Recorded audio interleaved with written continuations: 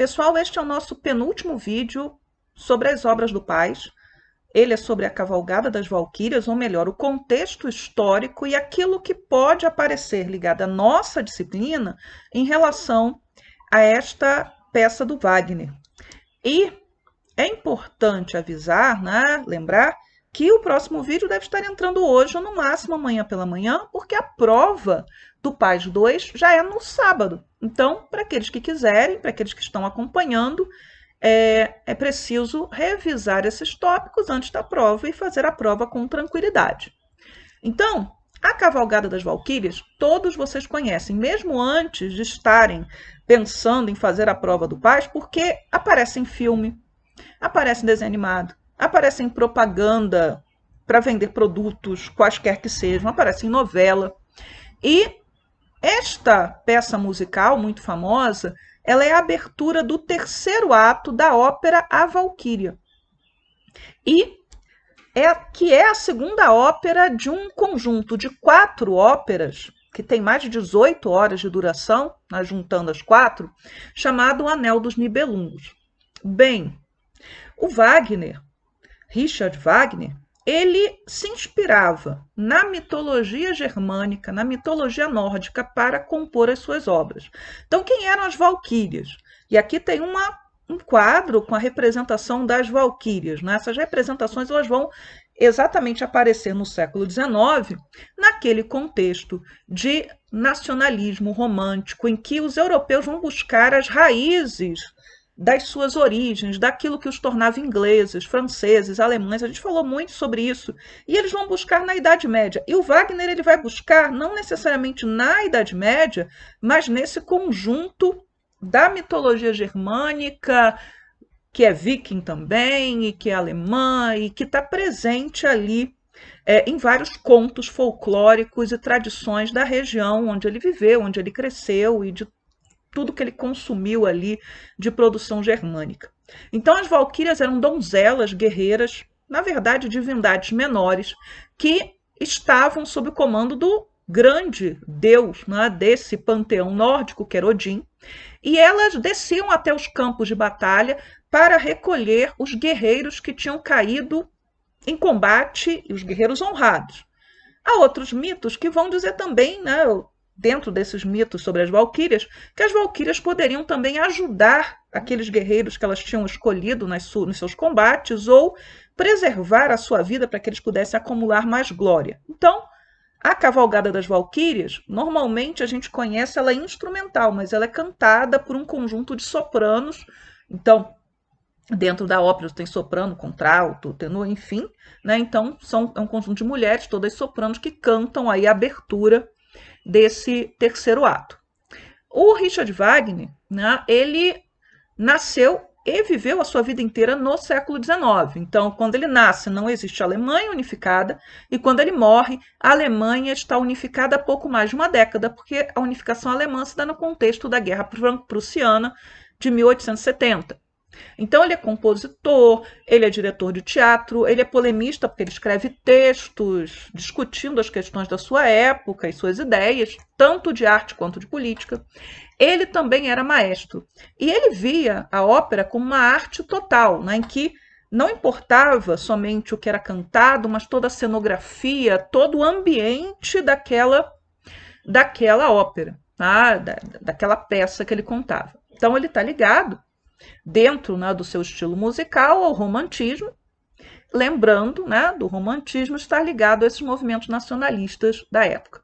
O Wagner, durante sua vida, ele vai construir uma casa de ópera na cidade de Bayreuth, espero ter falado mais ou menos certo, na Alemanha, onde existe um festival anual em honra de Wagner. Então esse festival ele começa já no final da vida do Wagner e ele executa, durante o período em que ele dura, somente obras de Wagner. O Wagner ele estava envolvido nos movimentos nacionalistas da sua época? Sim, estava. Tá? Então, ele inclusive chega a participar, né, de um levante que acontece em maio de 1849 na cidade de Dresden, e, para não ser preso, ele vai para a Suíça. Então, ele parte para o exílio. Então ele defendia com a sua obra que os alemães não poderiam ficar apáticos em relação à sua condição, que eles tinham que se mobilizar. Não existe Alemanha ainda, era preciso criar a Alemanha. E ele, né, afirmou, uma das frases dele, que ele era: sou o ser mais alemão, sou o espírito alemão. Então as obras dele tinham como objetivo passar o que ele identificava como espírito alemão.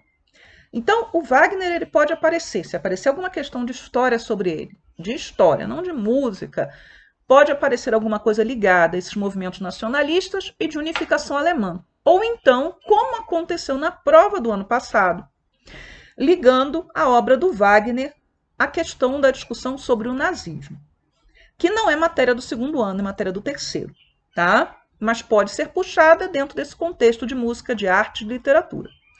O Wagner ele era antissemita, então ele vai colocar nos seus textos o ódio que ele sentia pelos judeus. Os judeus, para ele, não eram verdadeiros alemães.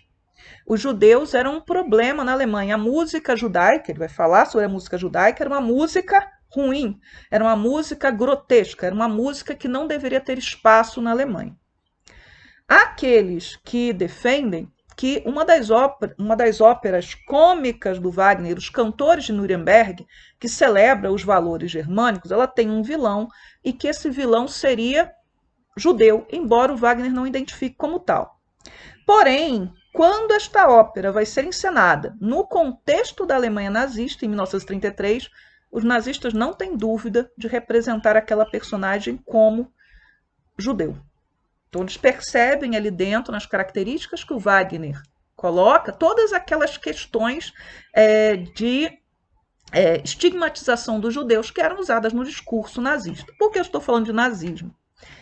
Porque, embora o Wagner não tivesse condições de ser nazista, porque o nazismo não existia enquanto ele estava vivo, o antissemitismo era algo constante, não somente entre os povos germânicos, mas dentro de toda a Europa. Você vai encontrar antissemitas em todo lugar. Mas o Wagner era o compositor favorito de Hitler. E Hitler vai transformar as músicas do Wagner, né, em músicas que eram tocadas praticamente em todas as cerimônias nazistas. As óperas do Wagner eram executadas, era a verdadeira música alemã dentro do discurso nazista sobre a arte que era permitida e aquela arte que era decadente, que era deformada, que era contaminada e que não poderia ser exibida dentro do país, não podia ser vista, não podia ser ouvida, tá? E se vocês, né, talvez vocês não saibam ainda, porque eu vou ler a matéria do terceiro ano, Nuremberg era palco de muitas das reuniões mais importantes do nazismo.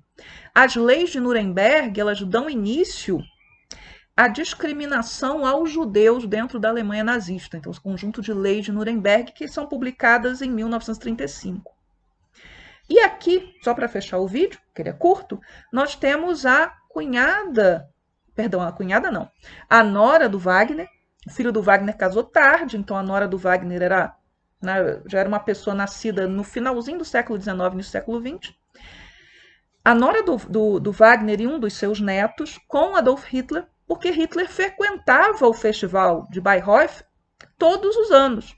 E mesmo depois do fim da Alemanha nazista, a nora de Hitler, que vai morrer já na década de 1970, então ela viveu muito ainda, ela continuava defensora das ideias nazistas. Então, assim, o antissemitismo ele existe independentemente do nazismo, porém é um dos componentes centrais dentro da ideologia e do discurso nazista. Então, esse ódio aos judeus, porque o nazismo ele precisa criar um inimigo. Então, há vários inimigos criados pelos fascismos e pelo nazismo, mas dentro do nazismo, o principal inimigo, né, o grande inimigo são os judeus. Então é isso, pessoal. Aguardem pelo próximo vídeo. Vai ser só mais um e espero que vocês façam uma boa prova. Tchau, tchau.